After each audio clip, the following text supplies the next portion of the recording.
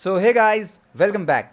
आज का डिस्कशन शुरू करते हैं और बात करते हैं मिक्सिंग ऑफ कोविड-19 वैक्सीन। मतलब कि आप लोगों को पता है हमारे देश में कोविशील्ड, कोवैक्सीन दी जा रही हैं, लेकिन अब बात करी जा रही है कोविशील्ड और कोविशील्ड दोनों वैक्सीन्स को दिया जाएगा। मतलब कि एक डोज एक अलग वैक्सीन का होगा और दूसरा डोज जो होगा वो दूसरी वैक्सीन का होगा। इस तरीके से यहाँ पे मिक्स एंड मैच की बात करी जा रही है। आज की वीडियो में हम डिस्कस करेंगे वो सारे फायदे, वो नुकसान और हमारी इंडिया गवर्नमेंट के पास ऐसे कौन से चांसेस हैं, ऐसी कौन सी एडवांटेज है कि वो ये सब कुछ ट्राई कर सकती है। तो बढ़ते हैं अपनी वीडियो की तरफ और देखते हैं ये मिक्सिंग ऑफ कोविड-19 वैक्सीन के बारे में।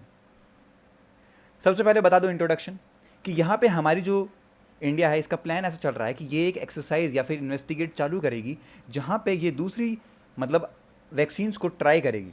इसका मतलब जो पहला डोज दिया जाएगा वो एक अलग वैक्सीन का होगा, जो दूसरा डोज दिया जाएगा वो दूसरी वैक्सीन का होगा। और अगर हम साइंटिफिकली टर्म के बारे में बात करें तो इसको हम लोग साइंटिफिक कहते हैं हेट्रोलॉजस। ओके, हेट्रोलॉगस एक साइंटिफिक टर्म है जहाँ पे आपको अलग अलग वैक्सीन दी जाती हैं। इंडिया की बात करें तो यहाँ पे मेनली 3 वैक्सीन यूज़ होंगी। पहली होगी कोविशील्ड, कोवैक्सीन और स्पुतनिक 5। ओके, तो यही जो 3 वैक्सीन हैं वो यहाँ पे आप कह सकते हैं यूज़ होंगी अगर हुई तो, लेकिन अभी यहाँ अप्रूवल नहीं मिला है। बाकी कंट्रीज़ मतलब इंडिया के बाहर जो कंट्रीज़ हैं वहाँ पे इसकी टेस्टिंग चालू हो गई है। मतलब वहाँ की गवर्नमेंट, जो वहाँ के साइंटिस्ट हैं, वो इस बात पे रिसर्च भी कर रहे हैं कि क्या अलग अलग वैक्सीन देने से उनके इम्यूनिटी सिस्टम पर कुछ और फ़र्क पड़ेगा या नहीं पड़ेगा। ओके दोस्तों, अब पढ़ते हैं कि आखिर ये फ़ायदे क्या होंगे या फिर मिक्स मैच करने की क्या ज़रूरत पड़ी है।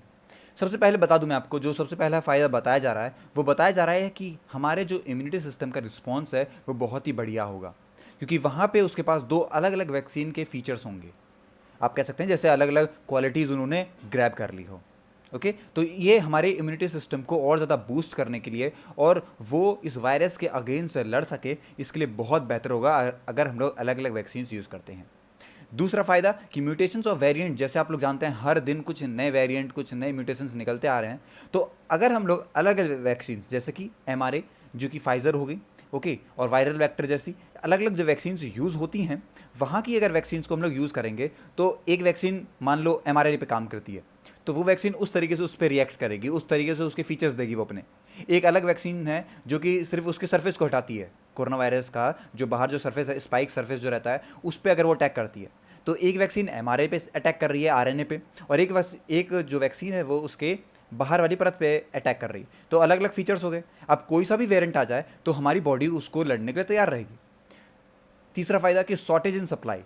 मान सकते हैं कि अभी प्रोडक्शन बहुत ही कम हो रहा है, एक वैक्सीन दूसरी वैक्सीन बहुत ही कम हो रहे हैं। तो अगर हम लोग कुछ ऐसा करते हैं जहाँ से हमारी प्रोडक्शन कम होने के बावजूद हमारे पास स्टॉक हों तो वहाँ पे ये फ़ायदा बहुत देगा। दूसरा, इसके काफ़ी सारे इसके सेफ्टी कंसर्न्स भी हैं, जैसे कि जर्मनी, फ्रांस, यूके, कनाडा, ऐसे बहुत सारे आप मान सकते हैं ये ऐसी कंट्रीज़ हैं जहाँ पे देखा गया है कि एस्ट्राजेनिका वैक्सीन को लेने के बाद वहाँ पे उन्हें ब्लड क्लॉट्स देखे जा रहे हैं। मतलब ये प्रॉब्लम उन्हें बहुत ज़्यादा देखने को मिल रही है। ओके दोस्तों, तो काफ़ी सारी आप कह सकते हैं फ़ायदे भी हैं, लेकिन अभी कंसर्न भी हैं। कुछ हम मान सकते हैं कि लोगों को दिक्कतें भी आ रही हैं, जैसे कि अभी काफ़ी सारी वैक्सीन्स अननोन है, काफ़ी सारी वैक्सीन्स पे भी रेस्ट्रिक्शन लगा हुआ है और वो अभी 6 महीने बाद उनको आप कह सकते हैं अवेलेबल करवाया जाएगा। तब उनके लिए उन पे टेस्ट करेंगे तो बहुत टाइम लग जाएगा।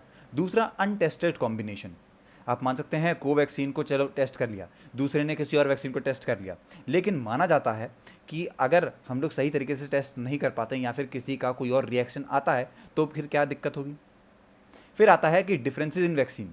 यहाँ पे मैं बता दूँ आपको, जिस तरीके से ये एपिडेमिक फैला है इसके लिए आप मान सकते हैं अलग अलग वैक्सीन की अलग अलग कॉम्प्लेक्सिटीज़ होती हैं, अलग तरीके से काम करने का तरीका, वही मैंने बताया आपको। लेकिन अगर बॉडी के साथ वो अलग तरीके से आप कैसे कंबाइन होने लगी तो फिर क्या होगा। एंड लास्ट, साइड इफ़ेक्ट्स सबसे ज़्यादा इंपॉर्टेंट, कि अगर कोई वैक्सीन सही तरीके से कॉम्बिनेशन में नहीं रह पाई, मान लीजिए एस्ट्राजेनिका फाइजर के साथ वैक्सीन कॉम्बिनेशन में नहीं रह पाई, तो फिर साइड इफ़ेक्ट्स हो सकते हैं। तो ये सारे कंसर्न भी देखे गए हैं साइंटिस्ट के द्वारा, तो इन पे भी अभी बात आगे चलेगी। अभी तो रिसर्च की बात चल रही है, लोग अभी रिसर्च कर रहे हैं इस पर, इन सभी कंसर्न्स को दूर किया जाएगा, फिर ही वो ऐसा कुछ करने की बात करेंगे। अब देखिए कि अगर पहले भी क्या ऐसा हम लोग मिक्स करा है हमने वैक्सीन्स को, तो हाँ करा था हमने। जब इबोला फैला था उस टाइम पे मिक्सिंग मैचिंग की वैक्सीन्स चली थी, कई सालों तक चली थी वो। इससे वही मैंने फ़ायदा जो आपको बताया, क्योंकि अलग अलग वैक्सीन्स अलग अलग टेक्नोलॉजी पे काम करती है। तो जब अलग अलग टेक्नोलॉजी पे वो काम करेगी तो उसके फ़ायदे भी अलग तरीके से दिखेंगे, अलग अलग म्यूटेंट से बचा सकती है वो हमें। रॉट वायरस की वैक्सीन जब बनाई गई थी उस पर भी कुछ इस तरीके से काम करा गया था। तो ऐसे बहुत सारे हमने स्टडीज़ पहले भी देखी हैं जहाँ पे अलग अलग डोजेस दे के लोगों को फ़ायदा मिला है। ओके दोस्तों, तो ये वैक्सीन के ट्रायल्स या फिर ये जो भी बात हमें सामने देखने को मिल रही है वो क्या हो रहा है। देखिए अभी करंटली बात करें तो एस्ट्राजेनिका और mRNA वैक्सीन पे टेस्ट चल रहा है, मतलब देखा जा रहा है कि क्या वो फ़ायदेमंद है या नहीं है। कनाडा, यूके और बहुत सारी कंट्रीज़ है यूरोपियन यूनियन के अंदर जो कि अपनी यंगर पॉपुलेशन को फाइजर और मॉडर्ना जैसी वैक्सीन्स को दे रहे हैं एस्ट्राजेनिका के मतलब अल्टरनेटिव में। स्पेन और साउथ कोरिया भी ऐसे हैं जो कि मिक्स एंड मैच की वैक्सीन्स के बारे पे देख रहे हैं, मतलब वो भी अभी चालू कर दिया उन्होंने भी रिसर्च करना। ओके, तो अभी हर तरफ या फिर हर देश इस चीज़ पे भी अभी रिसर्च कर रहा है कि क्या हम लोग अलग अलग वैक्सीन्स को दे सकते हैं।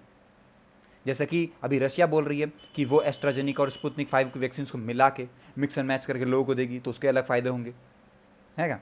तो ये सारी बातें हमें बहुत सारी देखने को मिल रही हैं। फाइज़र और मॉडर्ना को मिलाने की बात कर रहे हैं। इस तरीके से काफ़ी सारी वैक्सीन्स की भी टेस्टिंग और उसके लिए अभी चल रही है प्रक्रिया। क्या इंडिया किस तरीके से इस में रोल निभाता है? तो देखिए इंडिया की गवर्नमेंट के पास अभी अच्छा एक मौका है क्योंकि इसके पास बहुत सारी वैक्सीन्स आने वाली हैं इस दिसंबर तक, मतलब जब तक दिसंबर खत्म होगा तब तक हमारे पास बहुत सारी वैक्सीन्स होंगी और हर एक वैक्सीन अलग अलग टेक्नोलॉजी पे काम करती है। वायरल वेक्टर पे कोई काम करेगी, कोई काम करेगी mRNA पे, कोई काम करेगी DNA पे, कोई काम करेगी रिकॉम्बिनेंट प्रोटीन पे। तो इतनी सारी वैक्सीन्स अगर हमारे पास होंगी तो हमारे पास एक बहुत बढ़िया अपॉर्चुनिटी रहेगी कि हम वहाँ पे टेस्ट कर सकें उन्हें। और अभी से अगर हम लोग टेस्टिंग चालू कर दें, छोटी छोटी अगर आप मान सकते हैं वैक्सीन्स मंगा के कहीं ना कहीं से अवेलेबल करवा के टेस्टिंग करते हैं, तो हम उस दिसंबर तक आते आते लोगों को, बहुत सारे लोगों को हम लोग वैक्सीन्स दे सकते हैं। इससे क्या होगा, एक तो चीपर और ईज़र पड़ जाएगा मास मैन्युफैक्चर करना, और सक्सेसफुल अगर कॉम्बिनेशन होता है तो हम लोगों को यहाँ पे लो और मिडिल इनकम की जो कंट्रीज़ हैं उनको भी स्ट्रगल नहीं करना पड़ेगा अपनी सप्लाईज़ के लिए। ये सारी बातें हमें देखने को मिलती हैं ये अगर मैक्स जो आप कह सकते हैं कोविड-19 की वैक्सीन है, अगर हम लोग मिक्स मैच करते हैं इन्हें। दोस्तों यही थी पूरी आज की वीडियो। आई होप कि इस वीडियो से आपने काफ़ी कुछ सीखा होगा। मिलते हैं अपने अगली वीडियो में, तब तक के लिए हैव अ नाइस डे।